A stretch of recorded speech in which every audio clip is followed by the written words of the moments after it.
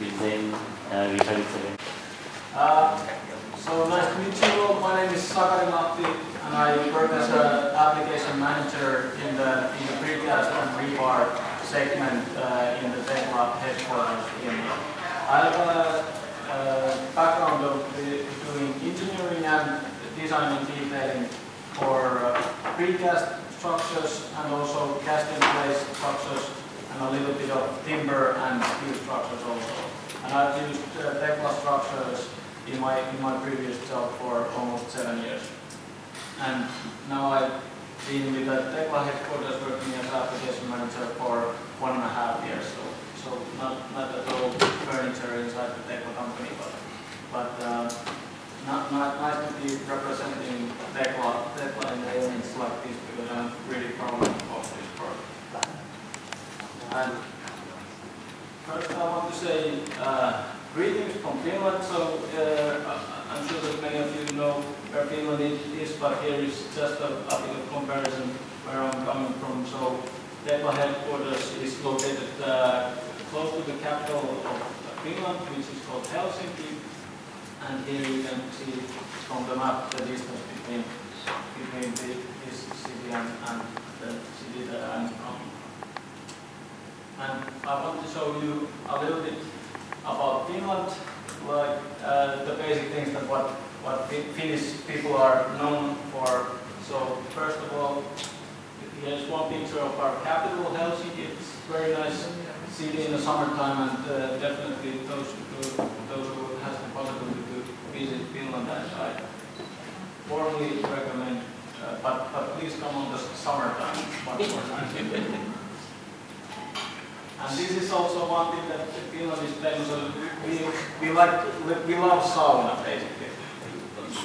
It's maybe a stereotypic. Some countries have some stereotypics that Finnish people like to go sauna, but we really do. It's not a joke. It's actually like in a new residential building. Even though you maybe have a single apartment, you will have a sauna in Finland. They will build sauna to every apartment. But this is more a bit more traditional sauna, which we also have. We have this kind of summer houses where we have small cabins with the sauna, and that's what we like to do in the summer and in the winter time. And this, you might also know that you can see Nordic lights in Finland, especially when you go to Lapland on the winter time. You have a good chance of seeing the Nordic lights, and if I understood correctly, most of the Asian people want to see Nordic lights, and it's something very special for the people living in this region. So that is also one thing why you should visit Finland. And then we are known for these two guys on the red. So Santa Claus, you must know him. He's actually coming from Finland, from Korvatunturi. You can visit him living in a town called Korvatunturi, where he represents this kind of tourist attraction place. But that is common. And how many of you follow Formula One? Yes, correct. Because I'm a huge Formula One fan, so that's why I wanted to put Kimi Räikkönen there. Actually, and there is Bahrain Grand Prix this weekend. So better watch Kimi to win, because he was the fastest on the first practices yesterday. So I'm really looking forward to that race.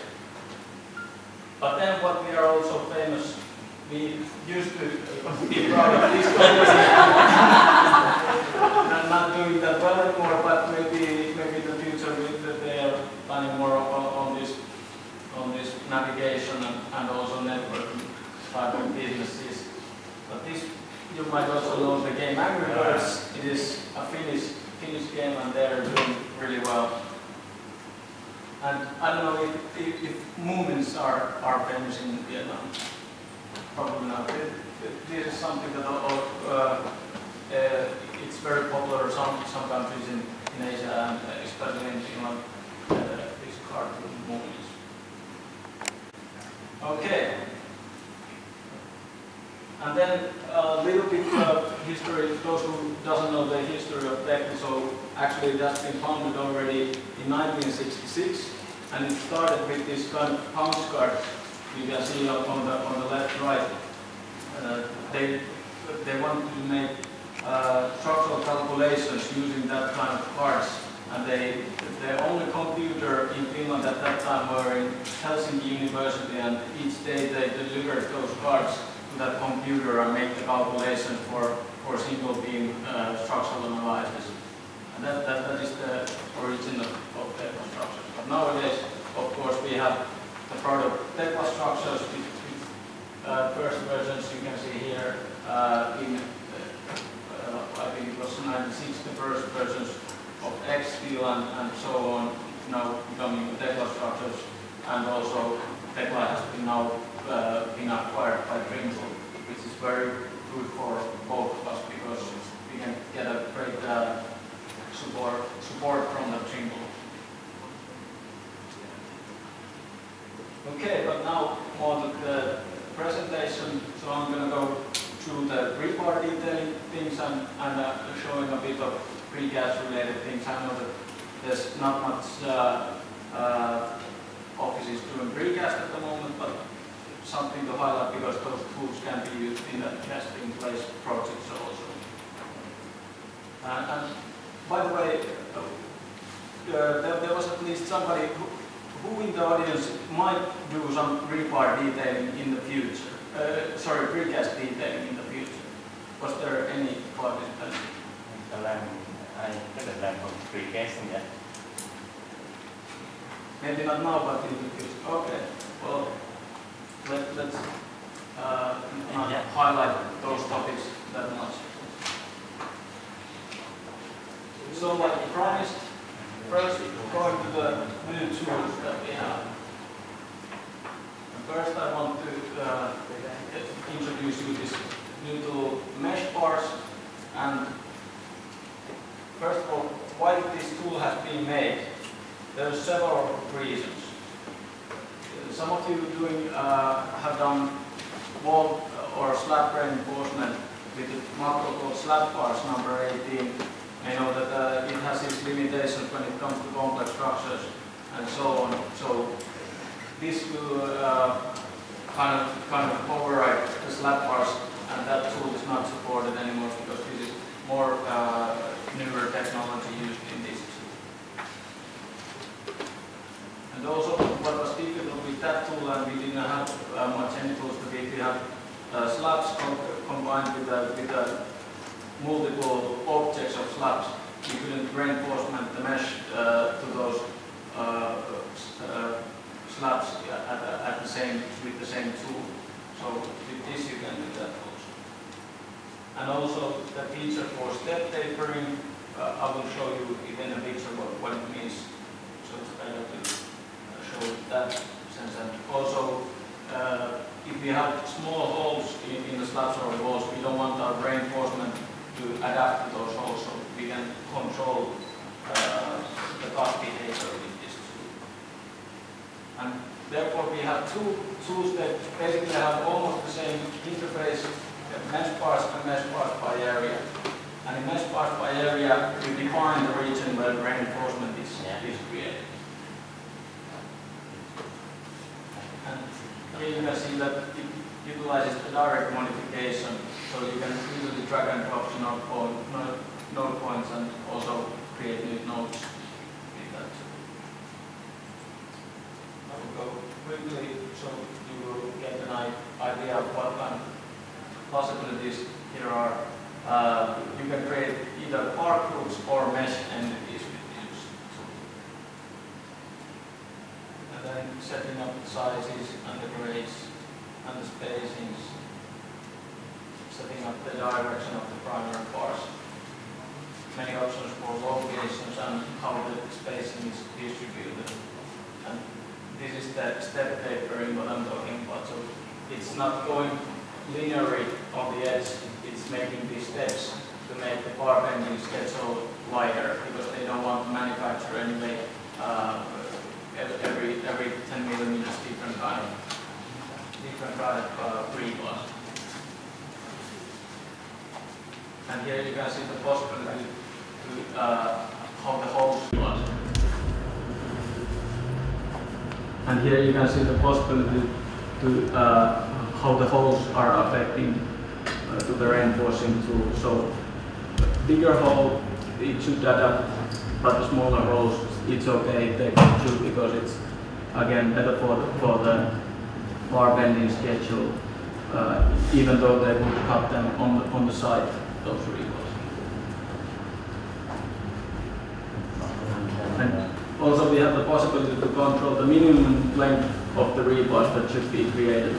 So like in these cases, you can see that there's too short reinforcement, and there's going to be these kind of stirrups created anyway, so I don't want to create those with this tool.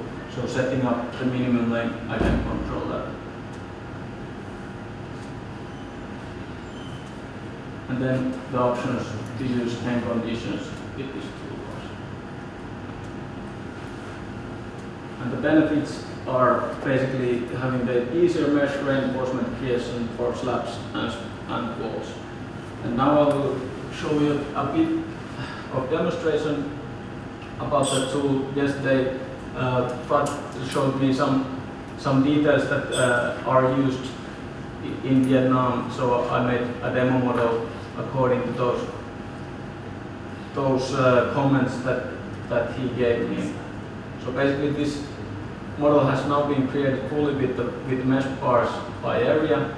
So here you can see that there's a region defined where those slabs are created, and here are the end conditions that I suppose are typical in your region. And because it's using the direct modification, again it's easy to adjust the lengths according to what dimensions you want to use. And you can control the distances of the varied structures and so on. And here you can see that step tapering, so now every bar is a different length. But if I open the tool and control it with the step tapering, let's say that every 100 millimeters it should be a different length, then it creates that kind of tools, and here again it goes to the distance.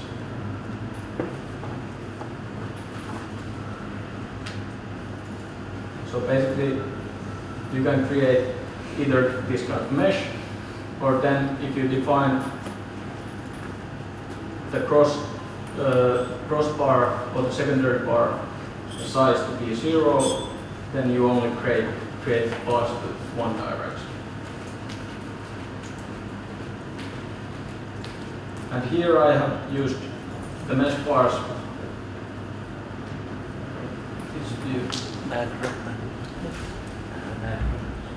Mesh bars not defined by the area. I can delete this and go and create it again.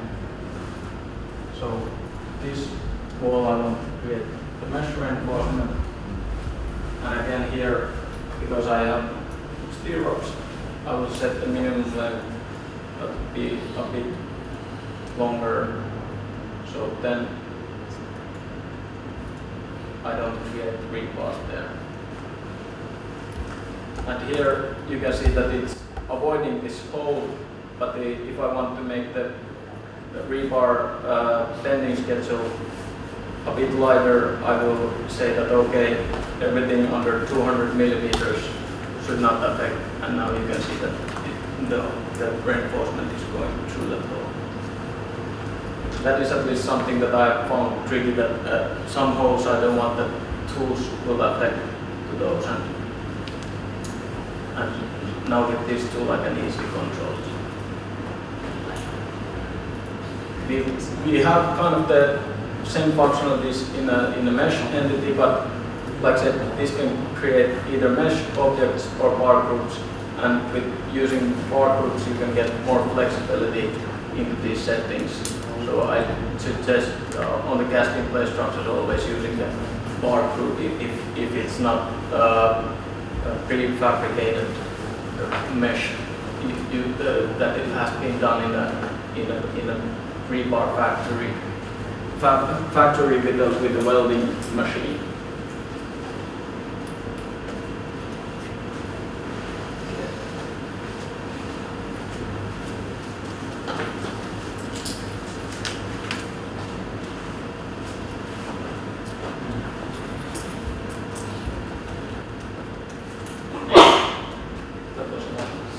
Okay, then we have other very cool tool. I know that there is not much precast fabricators, but these two can be used in a casting place situations also.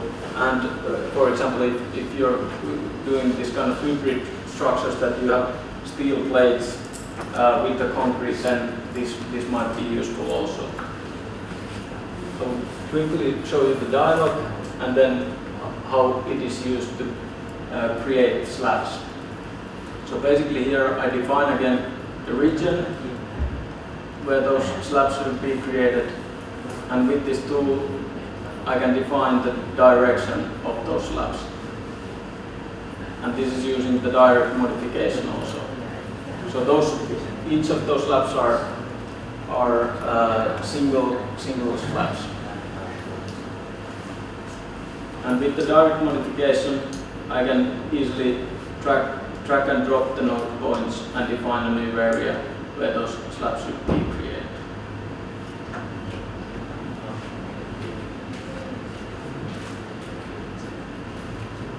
Then I can control also the distribution of spacing with those slabs.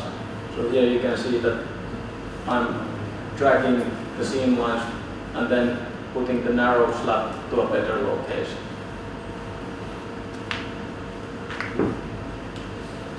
And then I can add holes inside of that tool. So basically here it cuts the slab in two pieces because it knows that that kind of slab cannot be manufactured. And as you can see, those are two separate slabs. We have the possibility to control different layers. So with this you can define either a precast layer, which is divided to different slabs, and then on top of that the casting place infill if you have that kind of hybrid structure.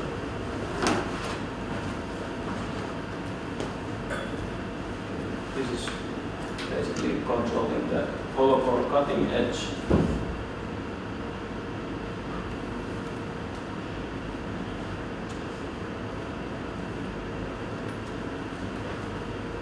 This you can control quite multiple, quite complex shapes. I will show you in the demo quickly what does creating floors or roofs in placers with the Alt key means. But with this tool you need to use direct modification also. So for this I will show you a short demo.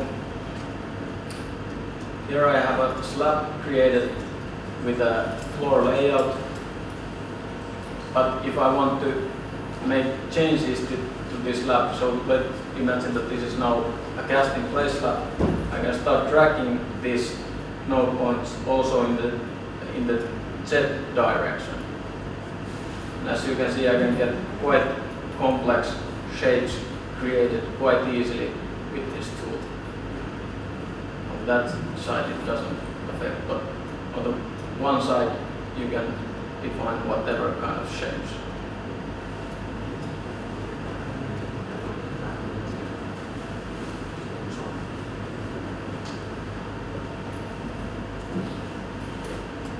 Okay, so even though you're not doing much of precast, but maybe if you have that kind of roofing or something else where you need to define complex shapes, this is much easier to create with this one than using the kind of native slab object. But if you open this, it's actually a slab.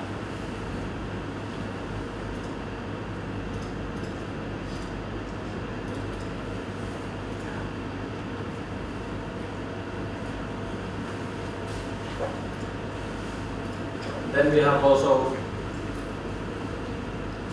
with this floor layout tool, possibility if you're doing for example holocore design, you can easily define the spaces with different kind of strand patterns and so on. So you can add components directly with this tool to the slabs that you are creating. Let's not go to that video. And also the cast in place infills can be created with floor layout zip filler tool. So all the places without the precast can be filled with the cast in place concrete.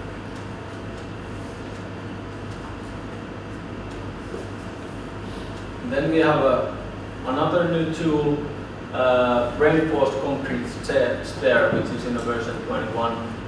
You can create quite different variations of reinforcement to a concrete stair, and you use this tool also to create the actual stair and also the reinforcement. We haven't had any tool for creating this kind of stair reinforcement, so this is very good tool for that. Of course, it is a bit complex tool regarding the settings, what kind of variations of the reinforcement you can create, but once you localize that to your needs, then it's very efficient tool. And then going to the extensions, I don't know if, was there discussion already in the online services about this Tekla warehouse? But was referring to the extranet where we can download tools, but I suggest creating this Tekla account where you can get to Tekla warehouse, and there most of the extensions are at the moment. So let's go through a couple of those extensions that we have. First, I want to emphasize this status tool, which is very new tool in that sense that it has been in the warehouse for only 1 day now, but we've been developing it some time, and this is made for example, for detailers to set the statuses on the project to a level that what has been designed, what has been modeled, but no drawings has been created, and that kind of information, and also visualizing the status easily with this tool. But this is not only for detailing, this can be used also on the fabrication, on the installation, on the site, to visualize, for example, on the site, they can track statuses that this has been now casted, this has been now assembled, and so on. So very powerful one and easy tool, because typically managers who are interested of the statuses, they don't know how to use Tekla, and they don't want to use Tekla for detailing, or they want a simple tool to track down what is the situation of the model. So this is very good tool for them, and I will show you quickly why. So basically, if I open the tool, it will automatically create the visualization settings in a way that those elements that don't have any status are transparent, and then I can start putting statuses to different objects. Like this would be now waiting for drawings. And this could be drawings ready but not yet published, and this could be that this is already completely ready. Very easy tool, and like you saw, I just press this button to visualize the settings.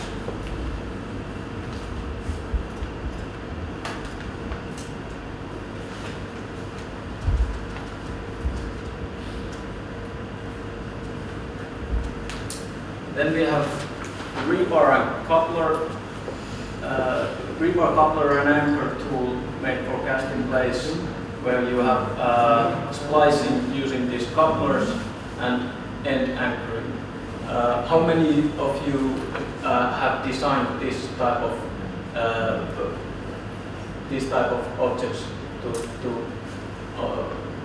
regarding the rebar fabrication? That you need to add couplers or end anchorage into your model?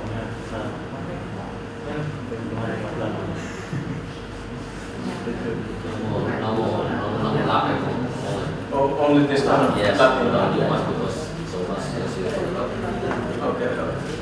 just lap. But if there's requirements from the contractor or so on, because these kind of couplers are handy when we are dealing with the board management, for example, that contractor designs that here is going to be a pour brake, then you can use this tool to actually splice the rebar in that section. Because if you use the overlapping, then they always need to drill holes to the formwork to make the splicing go through. But with these kind of devices, it's easier just to stop the reinforcement next to the formwork, and then when they cast the next part of the slab, you can use this for the splice.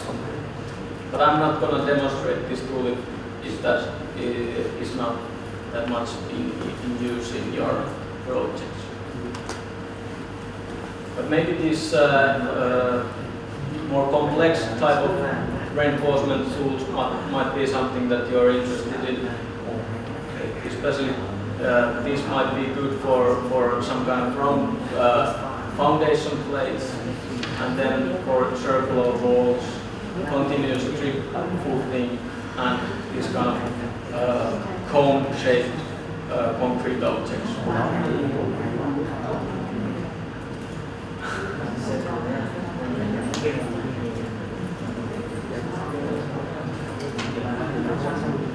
So, for example, here you can see this tool has been used, and it already makes the overlapping splicing automatic.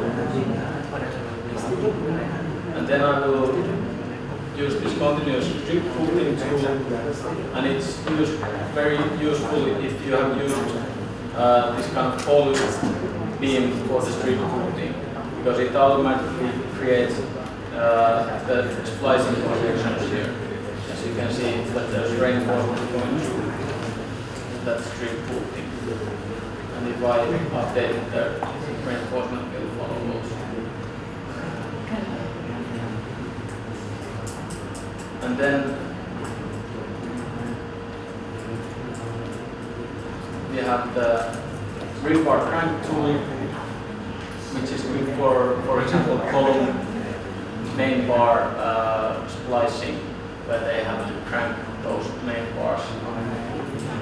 And I can quickly demonstrate how that tool is used. So basically, this bar is now being split from here, and if I select the bar in low and one on top, it runs a microphone and make bending like this.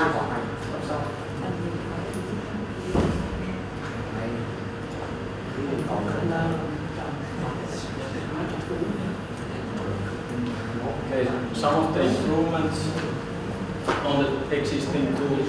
We have the rectangular column reinforcement tool, and if it's very wide column, you cannot create this kind of closed stirrups before. But now with this tool, it's possible to also create the closed stirrups. And there has been some changes on the user interface also. So here you can adjust those cases.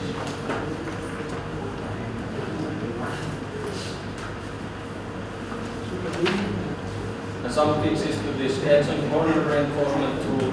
This was the case if there was this kind of cut in the wall, but now it automatically creates stirrups in those cases.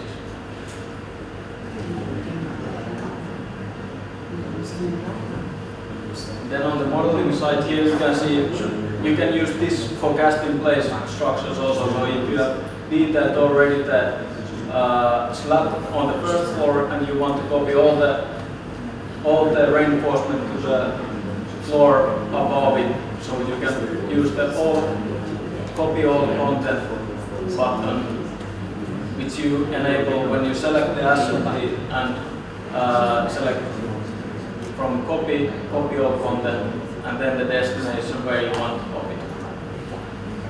And that can save you a lot of time if you have a multi-story building and you have done the detailing for one floor, then just go and copy to the next one.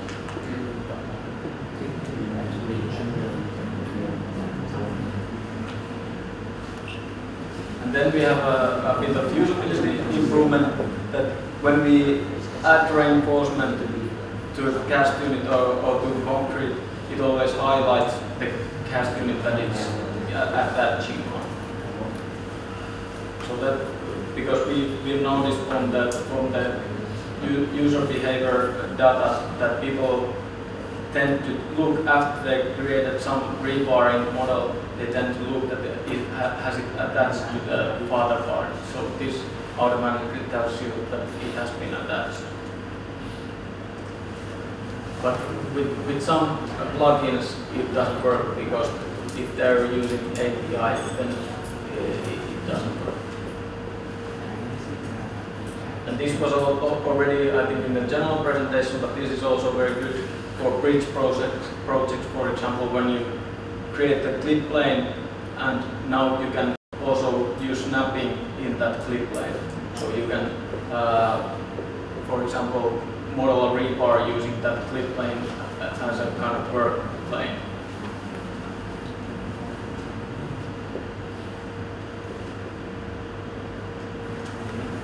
Then on the drawing side we have this dimension creation.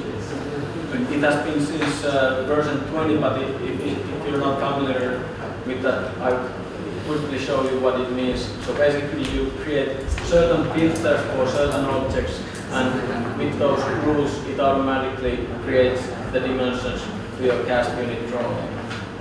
And cast unit drawings can be used in the cast in place structures also. So when you have certain continuity on the structures and you want to use cast unit drawings, then you can get the dimension automatically.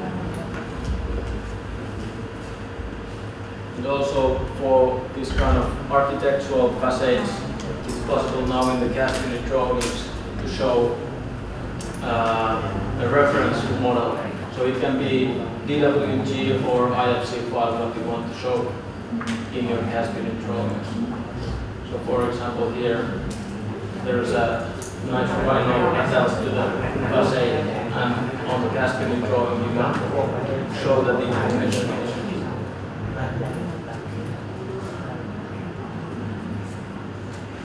And it can be also used if you have MEP model, for example, attached as a reference, so you can visualize that also on the cast unit drawing, and to kind of supervise it, that if the pipe is actually going through that hole that you have.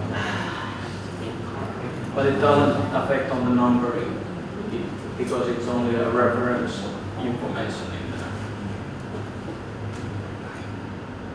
And then we have for part marks and reinforcement marks, you have possibility to set the maximum distance where the leader line is going. So if you set it to a small distance, then it will always try to keep as close to the father object that it is created.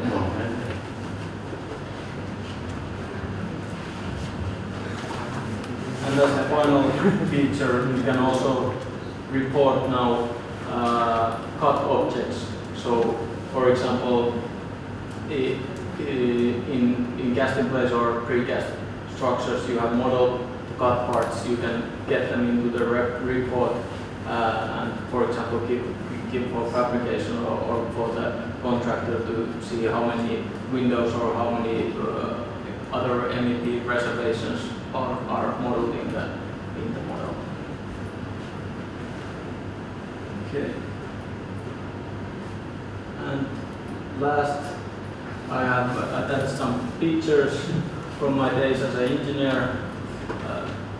If you wonder why I'm working with Tekla now, I have some problems using the rotate command because sometimes I use it in the wrong place.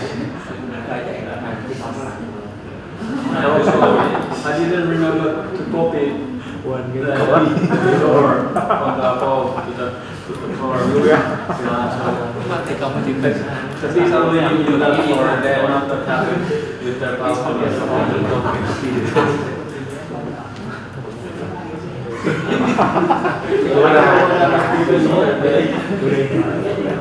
I thought that somebody else is designing the stairs, but I guess it was on the lack of communication. And now I remember to put the stairs, but they were okay, so that's good.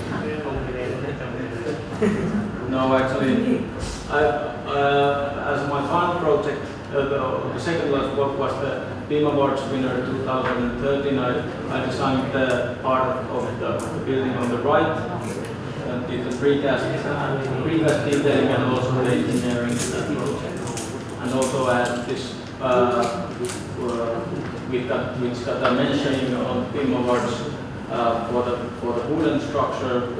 There was six that kind of multi-story wooden structures that I designed together with Metsä Wood. And this was my final project that I did, is the metro line going from Helsinki to Espoo, which is still under construction, but there were plenty of stations and also all the track elements all were modeled with the Tekla structures. And there were over 24,000 precast elements going through that track line. Okay, that's about it. And that's for the president, but I hope that there's some questions also regarding that. All of the dimension that updated, but it doesn't. Because it treat like the way so it think that every dimension because when you edit the drawing already, so every dimension is fixed and not moved. So by somehow Tekla doesn't cooperate with the changes for the information. Okay. Of course, that is unfortunate, and I don't know how that been investigated that model, but it might be that if you use the frozen functionality and try to open the model, it doesn't update certain information, and even though you go back and unfrozen it and then go back, it doesn't update anymore. So I would try to remember like unfreeze the drawing every time you try to open it again. So if there's a change and you have frozen some drawings, remove the frozen icon from the drawing and then open it. But if we remove the frozen, sometimes we can when we the drawing where we modify the in the modeling and then back we need to Tekla ask us to update it. We have a restart and have to update the drawing because we have changes in the model. So if we don't freeze, so sometimes the editing will be lost. When we edit, we will lost. You can okay, so you're having problems with if you don't use the freeze, then there's unpleasant changes. Okay, and I changed one embed position in that double D model. So very small change. But when I go back to the drawing side, everything was exploded. Like enormous job to get it. So from that time, I see that we have quite good solution on the gas unit drawing side. But please report those issues so we can investigate, because we are consistently trying to improve that the drawings would stay as original as they were before the minor change. The same with still we found with the ZI drawing, but not that's what now I see with the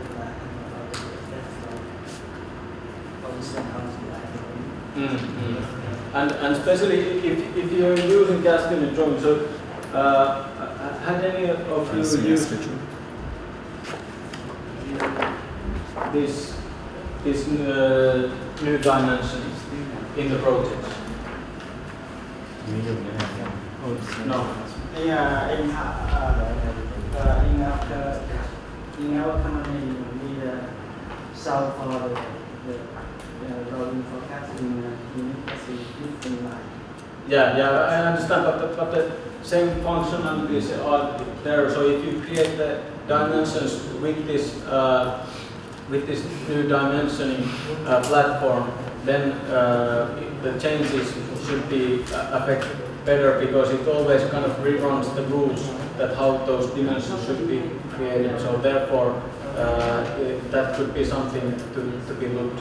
And also with this, you can generate the dimensions to the rebars also. So you can automatically create dimensions to the rebars.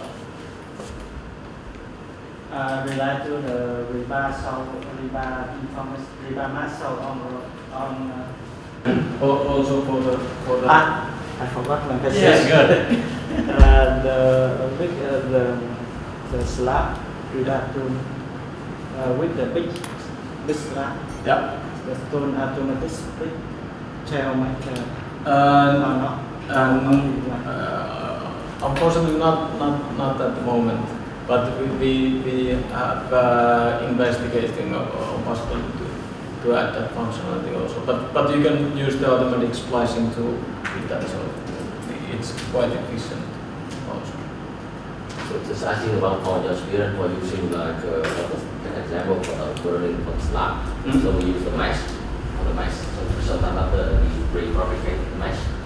So when we model it in Tekla, so but when we use when we release the drawing for that, so the prefabricated mesh just show it doesn't look like, I don't know how about in Finland, but whether it, and I guess it will be some panel standard size, something like this, or for when you, because on the drawing when we produce the drawing with the rebar binding scanning, it doesn't show that the mesh, just show the single bar only.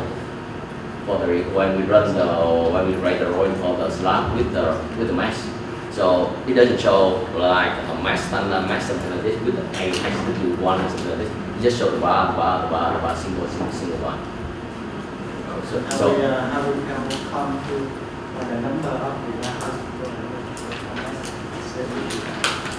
So when you're not using bar group, but you're using mesh. Yes, we have in our company sometimes we make for the round slab. For the round slab, they need a secondary structure, so they use they don't want to use like a bar roof. So easy, so they use the prefabricated mesh, something like this, and they ask us to model it. So when we model it, like by the mesh, and then we go for the drawing. So I think that's some